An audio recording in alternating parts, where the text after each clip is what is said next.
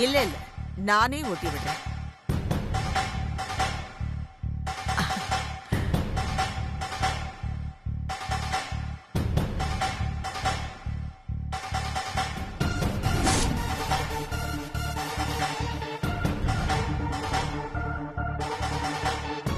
ஓ, நான் தென்றலை பார்க்க போறேன்னு சொன்னதும் உங்க வேலையை ஆரம்பிச்சிட்டீங்களா? பார்க்கலாம். அம்மா என்னம்மா இதெல்லாம்? என்ன விசேஷம்? சொல்றேன். இன்னைக்கு ரக்ஷா பந்தன். இந்த உலகத்திலேயே அம்மா அப்பா உறவை விட அக்கா தம்பி உறவு ரொம்ப புனிதமானது. ஒரு பையனுக்கு அம்மா இல்லாம போயிட்டா அந்த இடத்துக்கு அம்மாவா அக்கா வருவா. எனக்கு இதுவரைக்கும் சகோதரன்னு சொல்லிக்கிறதுக்கு யாருமே இல்லை. அதனால இத்தனை வருஷமா நான் ரக்ஷாபந்தன் விசேஷத்தை கொண்டாடாமலேயே இருந்துட்டேன். ஆனா இப்பதான் எனக்கு சகோதரனா நீங்க இருக்கீங்களே தம்பி.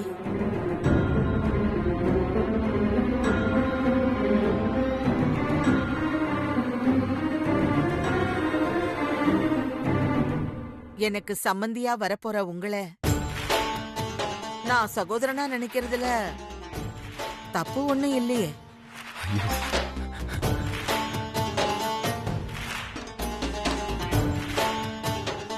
ஆஹா, இந்த விளையாட்டு எதுக்குன்னு தெரியலையே. என்ன உங்க அக்காவா ஏத்துப்பீங்களா தம்பி?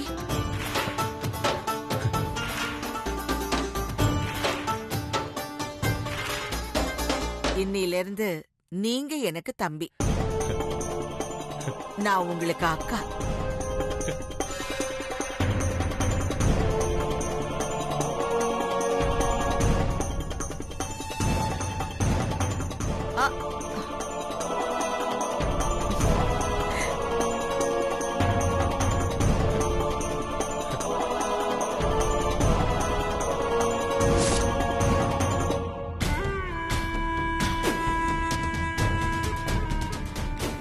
பாத்தியா லட்சுமி, அந்த அம்மா எவ்வளவு நல்லவங்களா இருக்காங்கன்னு. இப்படிப்பட்டவங்கள தான் நாம இவ்வளவு நாள் தப்பா நினைச்சிட்டு இருந்தோம். நான் தான் அடிக்கடி சொல்வேனே, ஆண்டாளம்மா ரொம்ப நல்லவங்க தங்கமானவங்க சொல்லி நீங்களும் உங்க பொண்ணும் தான் நம்பவே மாட்டீங்க. ஏங்க, அந்த அம்மா எவ்வளவு பெரிய கோடீஸ்வரி. அதையெல்லாம் மறந்துட்டு அவங்க உங்களை வீட்டுக்கு கூட்டிட்டு வர வச்சு தம்பி தம்பின்னு வாய் நிறைய சொல்லி இப்ப இந்த கயிறை வேற உங்க கையில கட்டி விட்டுருக்காங்க.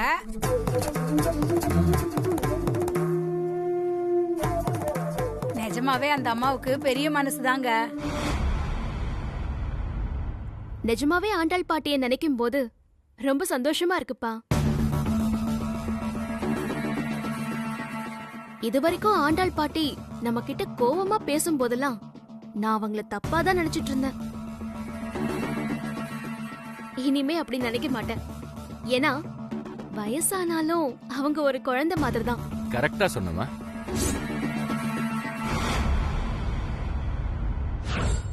இல்ல, இது கரெக்ட் இல்ல.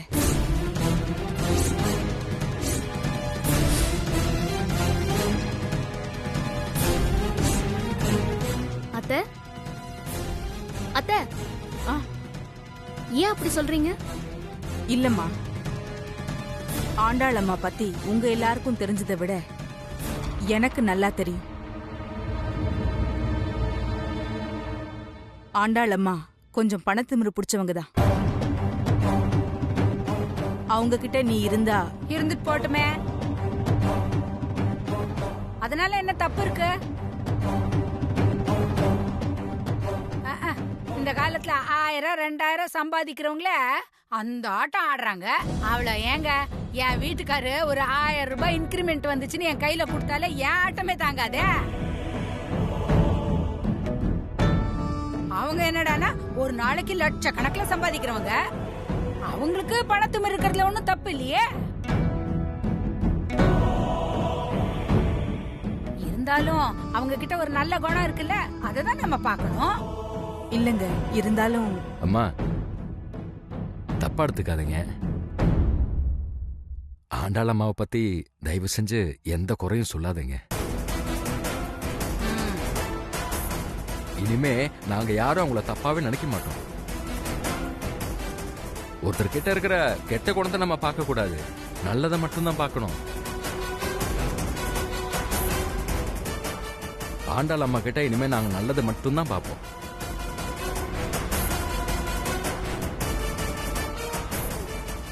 ஆண்டாள், நீ கெட்டிக்காரிதான். கரெக்டான நேரத்துல ரொம்ப கரெக்டா தான் காய் நகர்த்தி இருக்க. இப்போதைக்கு இவங்க கிட்ட எது சொன்னாலும் சரியா வராது. இன்னொரு நாள் பாத்துக்கலாம். லக்ஷ்மி, ஆண்டாள் அம்மாவை பத்தி பேசிட்டு நாம வந்தவங்கள பத்தி மறந்துட்டோமே. இவங்களுக்கு ஏதாவது காஃபி கொண்டு வா போ. ஆமால உட்காருங்க. சாரதாமா, இத பாருங்க, நான் இப்போ ஒரு 1/2 மணி நேரத்துல சமைச்சிடுறேன். நீங்க இருந்து சாப்பிட்டுட்டு தான் போகணும், சரியா? ஐயோ, நான் வரும்போது சாப்பிட்டு தாங்க வந்தேன். அது எப்படி? முதல்ல நம்ம வீட்டுக்கு வந்திருக்கீங்க, எதுவுமே சாப்பிடாம போனா எப்படி சொல்லுங்க? நீங்க இருந்து சாப்பிட்டு தான் போகணும். இல்ல தென்றல், நான் வரும்போதே சாப்பிட்டு தான் வந்தேன். இப்போ வீட்டுக்கு போய் பையனுக்கு வேற சமைக்கணும்.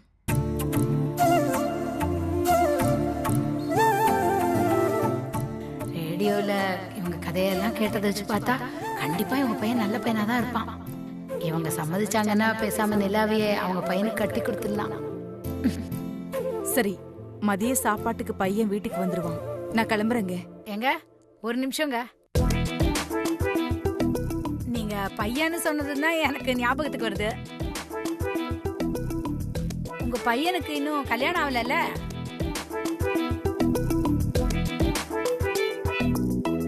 இன்னும் ஆகல. ஏன் கேக்குறீங்க? உங்களை பார்க்கும் போதே தெரியுது உங்க பையனும் நல்லவராதான் இருப்பாருன்னு. அப்படிப்பட்ட பிள்ளைக்கு நீங்க கல்யாணம் பண்ணி வைக்கிறதுக்கு நல்ல பொண்ணாதான் தேடிக்கிட்டு இருப்பீங்க. வேணா உங்க பையனுக்கு நான் வேணா ஒரு நல்ல பொண்ணா பார்த்து சொல்லட்டுமா? என் பையன் அவனுக்கு பிடிச்ச பொண்ண ஏற்கனவே செலக்ட் பண்ணிட்டாமா.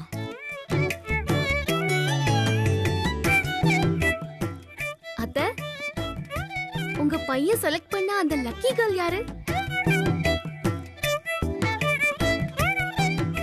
நீதாம்மா. நீ எனக்கு மருமகளா வரணும்னு தான் எனக்கு ஆசை. என் பையன் மட்டும் செலக்ட் பண்ணல, நானும் தான் உன்னை செலக்ட் பண்ணிருக்கேன். சொல்லுங்க அத்தை, ஆ, யார் அந்த பொண்ணு? அது யாருன்னு இன்னும் என் பையன் என்கிட்டயே சொல்லல. அவன் அந்த பொண்ணு யாருன்னு என்கிட்ட சொன்னதுக்கு அப்புறம் கண்டிப்பா சொல்றேன். கண்டிப்பா சொல்லணும் அத்தை. சரிம்மா, நான் வரேன். சரி, வரேம்மா, வரேன். வாங்க.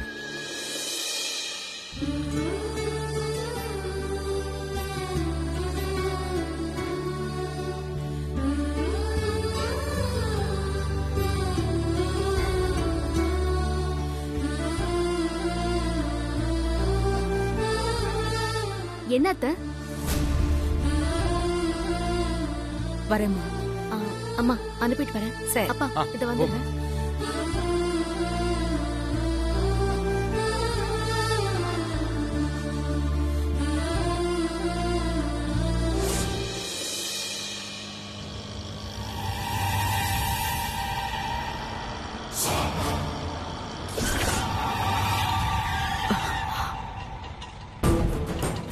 ஏய், பாத்து வர மாட்டே.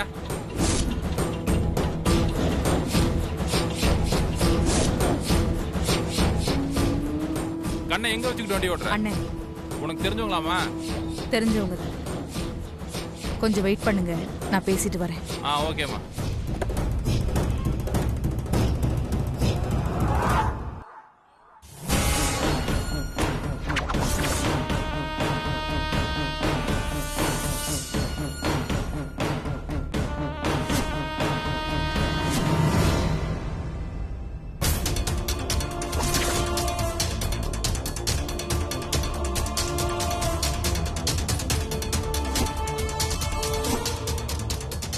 என்னடி, என்ன பத்தின எல்லா உண்மையையும் தென்றல் வீட்ல சொல்ல போறேன்னு போனியே, சொல்லிட்டியா?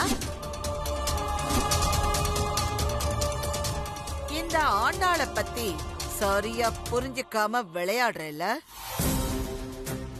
நீ தென்றல் கிட்ட உண்மைய சொல்றதுக்கு முன்னாடி தென்றல் அப்பாவை வச்சே எப்படி அழகா காய நகுத்தனேன்னு பாத்தியா?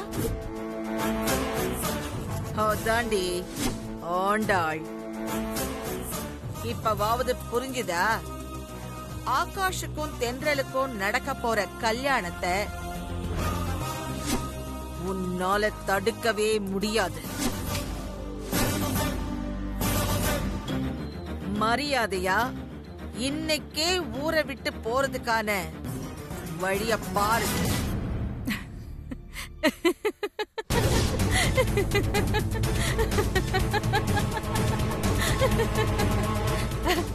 என்ன பாக்குறீங்க? நான் எதுக்கு சிரிக்கிறேன்னு புரியலையா? இன்னைக்கு தென்றல் கிட்ட உங்களை பத்தின உண்மையை நான் சொல்லாம போனதுல தோத்தது நான் இல்ல, நீங்கதான். ஏய், என்னடி ஒளர்ற?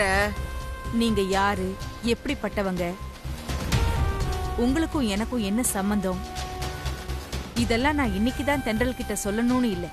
நாளைக்கு சொல்லலாம், நாளைக்கு மறுநாள் கூட சொல்லலாம், ஏன் அதுக்கு அடுத்த நாள் கூட சொல்லலாம். கல்யாணத்துக்கு முன்னாடி வரைக்கும் எனக்கு டைம் இருக்கு. எப்ப வேணாலும் சொல்லிக்கலாம்ல. போடி பைத்தியக்காரி.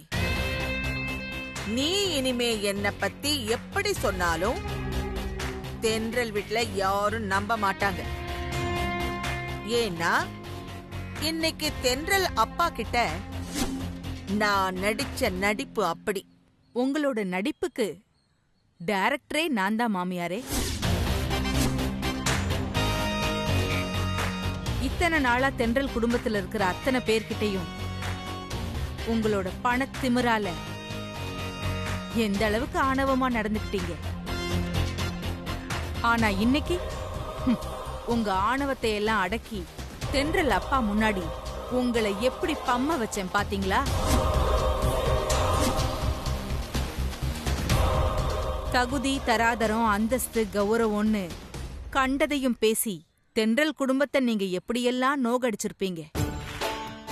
ஆனா இன்னைக்கு அது எல்லாத்தையும் மறந்துட்டு தென்றல் அப்பா கிட்ட அசிங்கமா வழிஞ்சி குழஞ்சி அவரை உங்க தம்பின்னு கூப்பிட்டு அவரு கையில ராக்கி எல்லாம் கட்டி விட்டுருக்கீங்க. இதெல்லாம் உங்களோட நடிப்பாவே இருந்தாலும் தென்றல் அப்பா முன்னாடி உங்களை இறங்கி வர வச்சுட்டேன்ல. இதுவே நான் உங்களை ஜெயிச்ச மாதிரி தான்.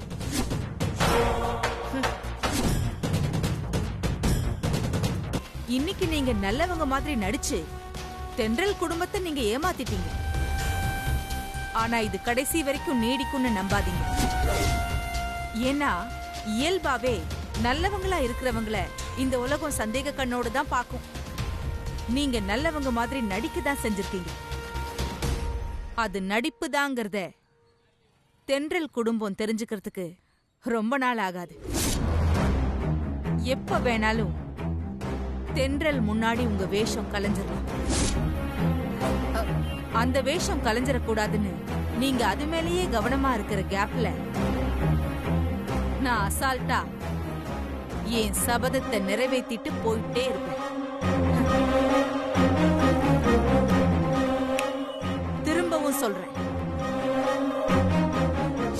ஆகாஷ்க்கும் தென்றலுக்கும் கல்யாணம் பண்ணி வச்சிடலான்னு நினைக்கிற உங்க எண்ணம் நிச்சயம் நிறைவேறாது.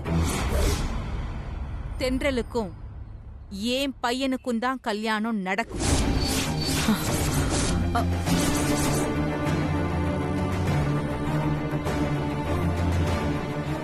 நீங்க என்ன ஜெயிக்க போறீங்களா? இல்ல தென்றல் கிட்ட நீங்க போட்ட நல்லவ வேஷம் கலையாம பாத்துக்க போறீங்களா? நீங்களே யோசிச்சுக்கங்க. வரட்டா? வரேன்.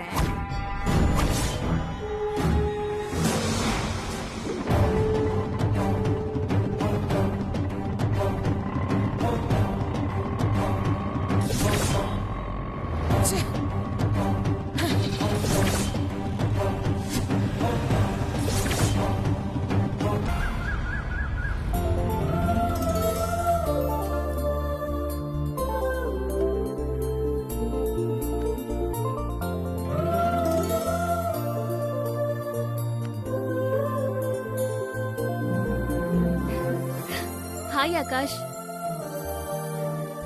தென்றல் வா உட்கார்.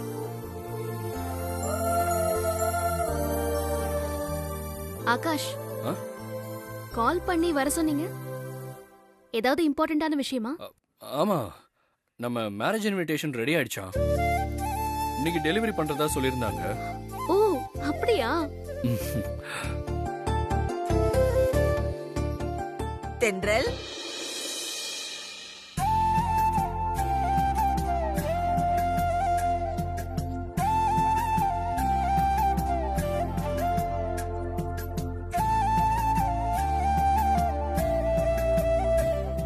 எப்படி இருக்கம்மா? நல்லா இருக்கேன் பாட்டி. தென்றல், ஏதாவது சாப்பிடுறியாமா? இல்ல ஆண்டி, எனக்கு எதுவும் வேணாம். நான் வரும்போதே சாப்பிட்டு தான் வந்தேன். சார்,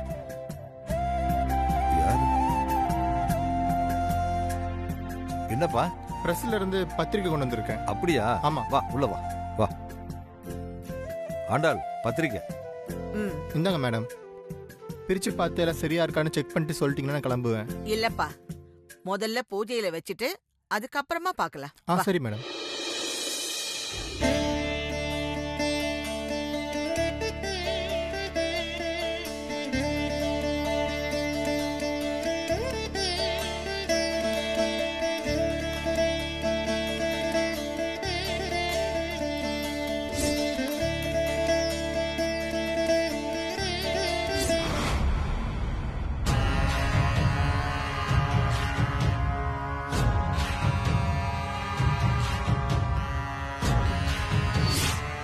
ஏய் சாரதா, நீ தென்றல் ஆகாஷோட கல்யாணத்தை நிறுத்தி காட்டுறேன்னு சவால் விட்டுட்டு திரியிற.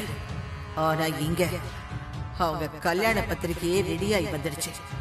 இதுவே பாதி கல்யாணம் நடந்த மாதிரி தான். கூடிய சீக்கிரம் முழு கல்யாணமும் நடந்துடும். உன்னால ஒன்னும் பண்ண முடியாது.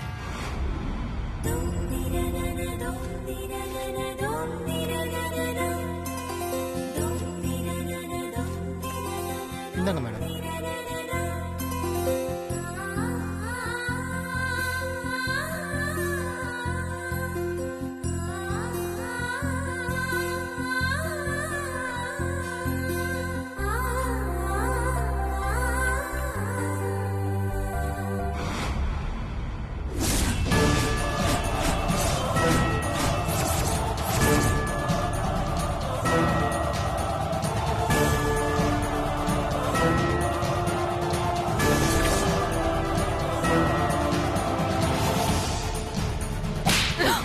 ஆண்டாள்,